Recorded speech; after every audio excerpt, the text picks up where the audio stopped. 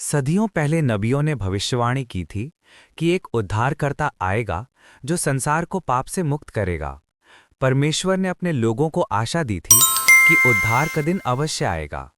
एक दिन स्वर्गदूत गब्रिएल मरियम के पास आया और बोला, हे मरियम, तू अनुग्रह से परिपूर्ण है। तू एक पुत्र जनेगी और उसका नाम यीशु रखना, क्योंकि वह अपने लोगों को उनके पापों से छुटकारा देगा।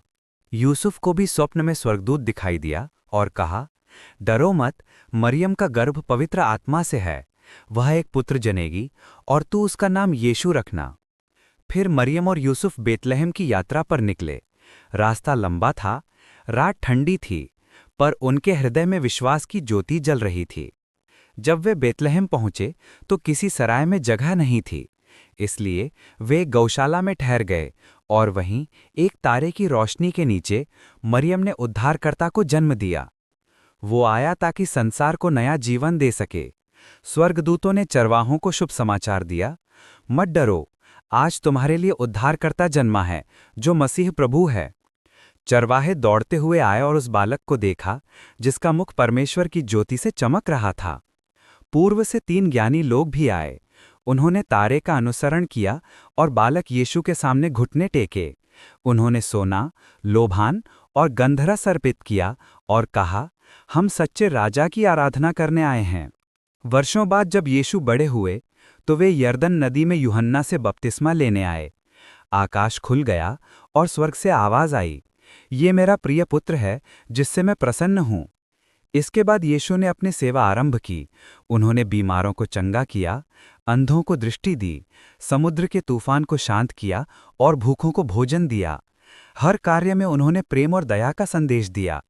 उन्होंने कहा, अपने पड़ोसी से वैसे ही प्रेम करो जैसे स्वयं से करते हो। पर कुछ लोगों ने उसे अस्वीकार किया। उन्होंने उसका उपहास किया और षड्यंत्र रचा। और एक दिन उसने अपना क्रूस उठाया और गोलगोथा की ओर चला। वो मार्ग पीड़ा से भरा था, लेकिन उसके हृदय में प्रेम था। क्रूस पर लटकते हुए उसने कहा, पिता, इन्हें क्षमा कर, क्योंकि ये नहीं जानते कि ये क्या कर रहे हैं। और उसने अपने प्राण त्याग दिए हमारे उद्धार के लिए। उसके शरीर को एक नई कब्र में रखा गया। कब्र के द्वार पर एक बड़ा पत्थर लुढ़काया गया और पहरेदारों ने पहरा दिया। 3 दिन तक सब मौन था।